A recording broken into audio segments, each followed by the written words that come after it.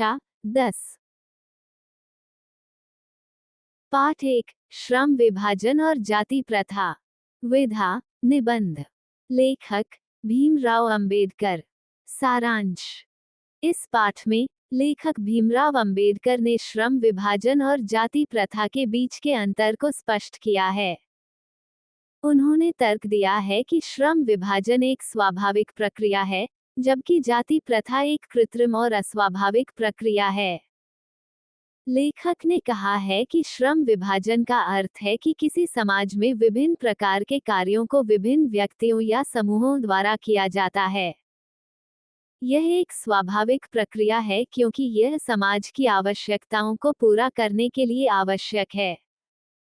श्रम विभाजन के कारण समाज के सभी सदस्यों को समान अवसर मिलते हैं और वे अपने कौशल और क्षमताओं के अनुसार कार्य कर सकते हैं। दूसरी ओर, जाति प्रथा एक कृत्रिम और अस्वाभाविक प्रक्रिया है। ये समाज को विभिन्न वर्गों में विभाजित करती है और प्रत्येक वर्ग को एक विशिष्ट कार्य या पेशा निर्धारित करती है। जाति प्रथा के कारण समाज में असमानता और भेदभाव होता है। लेखक ने जाति प्रथा के विभिन्न पहलुओं की भी आलोचना की है। उन्होंने कहा है कि जाति प्रथा मनुष्य की स्वाभाविक स्वतंत्रता को कुचलती है। यह मनुष्य को अपने जीवन के बारे में निर्णय लेने की स्वतंत्रता नहीं देती है। जाति प्रथा के कारण मनुष्य का विकास भी बाधित होता है। लेखक ने जाति प्रथा को समाप्त करने के लिए विभिन्न उपायों की सिफारिश की है। उन्होंने कहा है कि शिक्षा, सामाजिक जागरूकता और कानूनी प्रावधानों के माध्यम से जाति प्रथा को समाप्त किया जा सकता है। पाठ के मुख्य बिंदु। श्रम विभाजन एक स्वाभाविक प्रक्रिया है, जबकि जाति प्रथा एक कृत्रिम और अस्वाभाविक प्रक्रिया है। श्रम विभाजन समाज की आवश्यकताओं को पूरा करने के लिए आवश्यक है, जबकि जाति प्रथा समाज में असमानता और भेदभाव का कारण बनती है। जाति प्रथा मनुष्य की स्वाभाविक स्वतंत्रता को कुचलती है और उसके विकास को बाधित करती है। जाति प्रथा को समाप्त करने के लिए शिक्षा, सामाजिक जागरूकता और कानूनी प्रावधानों की आवश्यकता है। इस पाठ से बहुवैकल्पिक प्रश्न और उत्तर। प्रश्न 1, श्रम विभाजन का अर्थ है। उत्तर, विभिन्न प्रकार के कार्यों को विभिन्न व्यक्तियों या समूहों द्वारा किया जाना। प्रश्न 2, श्रम विभाजन एक स्वाभाविक प्रक्रिया है क्योंकि। उत्तर, ये समाज की आवश्यकताओं को पूरा करने के लिए आवश्यक है। प्रश्न 3, जाति प्रथा एक कृत्रिम और अस्वाभाविक प्रक्रिया है क्योंकि। उत्तर, ये समाज में असमानता और भेदभाव का कारण बनती है। प्रश्न 4, जाति प्रथा के कारण समाज में क्या होता है। उत्तर, असमानता और भेदभाव। प्रश्न 5, जाति प्रथा को समाप्त करने के लिए क्या आवश्यक है। ए, शिक्षा, बी, सामाजिक जागरूकता, सी, कानूनी प्रावधान, डी, इन सभी की आवश्यकता है। उत्तर, डी, इन सभी की आवश्यकता है। लघु उत्तरीय प्रश्न और उनके उत्तर। प्रश्न 6, श्रम विभाजन और जाति प्रथा में क्या अंतर है। उत्तर, श्रम विभाजन एक स्वाभाविक प्रक्रिया है, जबकि जाति प्रथा एक कृत्रिम और अस्वाभाविक प्रक्रिया है।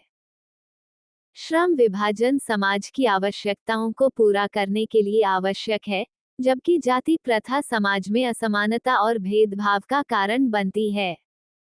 प्रश्न 7, जाति प्रथा के क्या दुष्परिणाम हैं। उत्तर, जाति प्रथा के दुष्परिणाम निम्नलिखित हैं।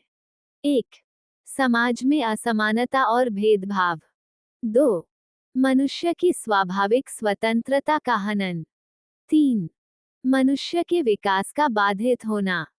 4, सामाजिक और आर्थिक विकास में बाधा। प्रश्न 8, जाति प्रथा को समाप्त करने के लिए क्या प्रयास किए जा रहे हैं। उत्तर, जाति प्रथा को समाप्त करने के लिए निम्नलिखित प्रयास किए जा रहे हैं। 1, शिक्षा के माध्यम से लोगों को जागरूक करना। 2, सामाजिक और आर्थिक विकास को बढ़ावा देना। 3, कानूनी प्रावधानों के माध्यम से जाति प्रथा को प्रतिबंधित करना। इन प्रयासों से जाति प्रथा को समाप्त करने में मदद मिल सकती है।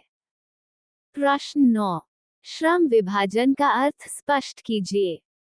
उत्तर। श्रम विभाजन का अर्थ है कि किसी समाज में विभिन्न प्रकार के कार्यों को विभिन्न व्यक्तियों या समूहों द्वारा किया जाता है। यह एक स्वाभाविक प्रक्रिया है क्योंकि यह समाज की आवश्यकताओं को पूरा करने के लिए आवश्यक है। श्रम विभाजन के कारण समाज के सभी सदस्यों को समान अवसर मिलते हैं और वे अपने कौशल और क्षमताओं के अनुसार कार्य कर सकते हैं। इस पाठ से दीर्घ उत्तरीय प्रश्न और उत्तर। प्रश्न 10। जाति प्रथा और श्रम विभाजन में क्या अंतर है? उत्तर। श्रम विभाजन और जाति प्रथा में निम्नलिखित अंतर हैं। श्रम विभाजन एक स्वाभाविक प्रक्रिया है, जबकि जाति प्रथा एक कृत्रिम और अस्वाभाविक प्रक्रिया है। श्रम विभाजन समाज की आवश्यकताओं को पूरा करने के लिए आवश्यक है, जबकि जाति प्रथा समाज में असमानता और भेदभाव का कारण बनती है। श्रम विभाजन में लोग अपने कौशल और क्षमताओं के आधार पर कार्य करते हैं, जबकि जाति प्रथा में लोग अपने जन्म के आधार पर कार्य करते हैं। प्रश्न 11। जाति प्रथा के दुष्परिणाम क्या हैं? उत्तर। जाति प्रथा एक कृत्रिम और अस्वाभाविक प्रक्रिया है जो समाज में असमानता और भेदभाव का कारण बनती है। जाति प्रथा के दुष्परिणाम निम्नलिखित हैं। समाज में असमानता और भेदभाव। जाति प्रथा के कारण समाज में विभिन्न जातियों के बीच असमानता और भेदभाव होता है। उच्च जातियों को उच्च दर्जा दिया जाता है, जबकि निम्न जातियों को निम्न दर्जा दिया जाता है। यह असमानता और भेदभाव समाज में तनाव और संघर्ष का कारण बन सकता है। मनुष्य की स्वाभाविक स्वतंत्रता का हनन। जाति प्रथा मनुष्य की स्वाभाविक स्वतंत्रता का हनन करती है। जाति प्रथा के कारण लोगों को उनके जन्म के आधार पर विभिन्न कार्यों को करने के लिए बाध्य किया जाता है। ये लोगों के अपने कौशल और क्षमताओं को विकसित करने के अवसर को सीमित करता है। मनुष्य के विकास का बाधित होना। जाति प्रथा मनुष्य के विकास को बाधित करती है। जाति प्रथा के कारण लोग शिक्षा, रोजगार और अन्य अवसरों से वंचित रह जाते हैं। ये लोगों के विकास को सीमित करता है और उन्हें समाज में आगे बढ़ने से रोकता है। सामाजिक और आर्थिक विकास में बाधा। जाति प्रथा सामाजिक और आर्थिक विकास में बाधा डालती है। जाति प्रथा के कारण समाज में तनाव और संघर्ष होता है। ये सामाजिक और आर्थिक विकास को धीमा कर देता है। जाति प्रथा एक गंभीर समस्या है जिसे समाप्त करने की आवश्यकता है। जाति प्रथा को समाप्त करने के लिए शिक्षा, सामाजिक और आर्थिक विकास और कानूनी प्रावधानों के माध्यम से प्रयास किए जा रहे हैं। आपका धन्यवाद।